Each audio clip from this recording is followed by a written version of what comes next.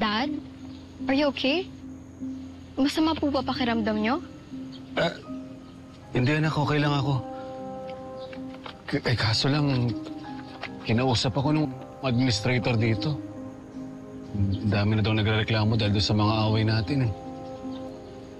Don't worry, Dad. I'll talk to the administrators and apologize. Oo, kaso ang sabi nung PSW ko, may petisyon na daw yung mga pasyente dito na paalisin ako. Oh, no.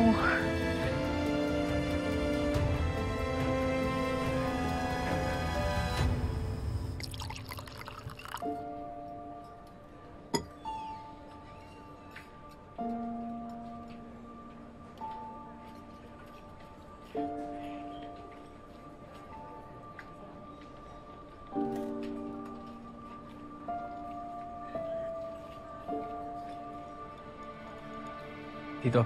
Tito, how are you?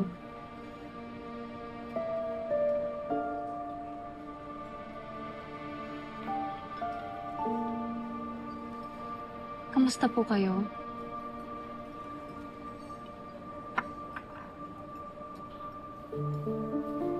I'm sorry, Tito. Yung scheme namin na pagharapin kayo ni Nanay, nag-backfire pa sa atin.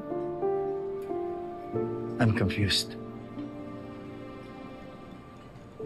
Hindi ko alam kung ano mali sa akin.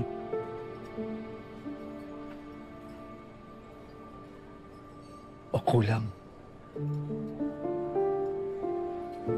Wala naman kong ginawa kundi mahalin lang nanay niyo. Alam naman ho namin yung Tito eh. Wala ho sa inyo yung problema. Tsaka, hindi naman mangyayari to kung hindi nilapitan at kinausap ng tatay ni Colleen si Nanay eh. Tsaka kayo rin naman, Tito eh. Bakit yung kasi binigyan ng space si Nanay? Eh yung tuloy kung ano-ano pang naisip niya. Andrea, wag mo na sisihin si Tito. Nagsasabi lang naman ako, Kuya. Tama na. Baka kayo pa mag-away. But don't worry, Tito. Hindi tayo susuko. Gagawin namin ang lahat. Lahat ng paraan para mabago pa ang desisyon ni Nanay.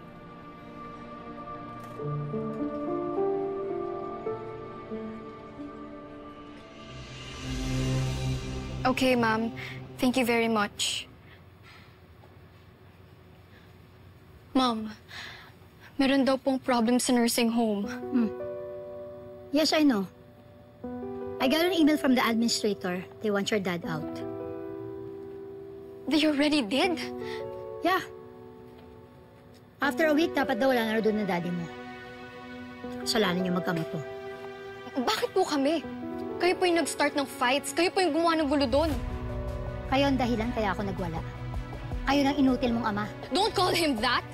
Hindi po siya inutil. O ano siya? Hindi siya makalakad, wala siyang kayang gawin, wala siyang ambag. So ano siya, hindi ba inutil? Pwede ba kung painitin ang ulo ko ha? I have a job interview. Mom, wait. Saang nursing home po natin nililipat si Dad? I don't know and I don't care. Bahala ka kung gusto mo ikaw maghanap. Basta huwag mo siyang pababalikin dito dahil ako na naman ang mahihirapan.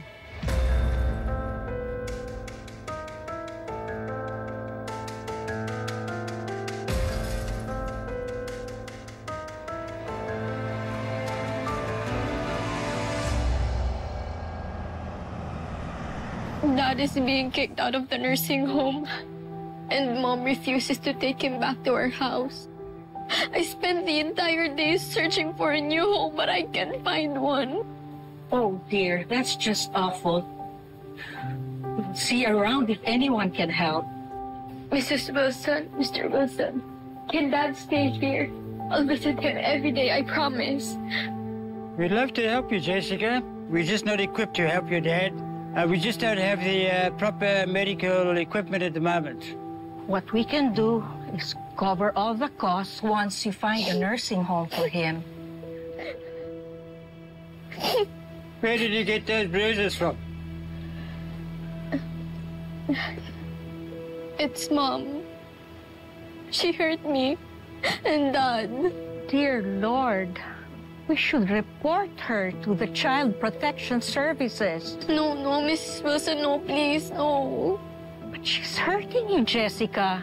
she's still my mom. And to be fair to her, she's through a lot too. She's pressured and stressed. She just lost control. I don't want to put her in trouble. I don't want to send her to jail, please. Oh, you poor thing. You're such a good-hearted daughter. What we can do is if you find a new nursing home for him, you can stay here. I agree, but you stand by and don't let you be hurt by your own mother. Thank you, Mr. and Mrs. Wilson. I really appreciate it. What is it, dear? I just realized if I stay here, that will just make Mom even angrier. She won't stop looking. Anywhere Dad and I go, she'll find us.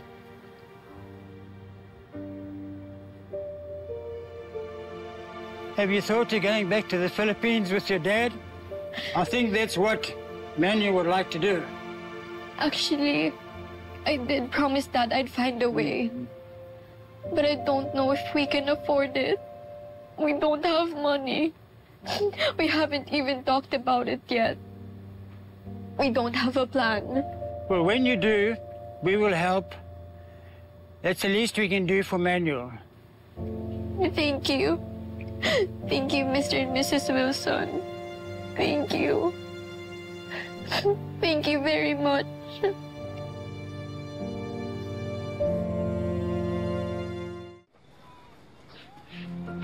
Angge. Good morning. Okay ka na? Okay naman. Eileen, na-deliver na ba yung mga samples? Okay, salamat.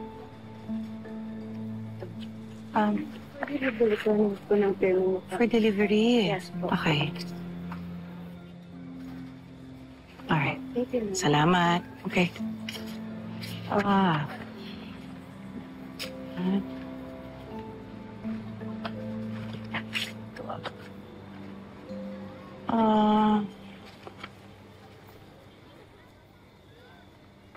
Grabe talaga ang epekto sa'yo ni Manuel, ano? Ha? Ang layo-layo ng Canada, milya-milya, pero grabe yung influensya sa'yo. Isa ka papasa. Walang kinalaman dito si Manuel. Huwag mo nga siyang sisihin.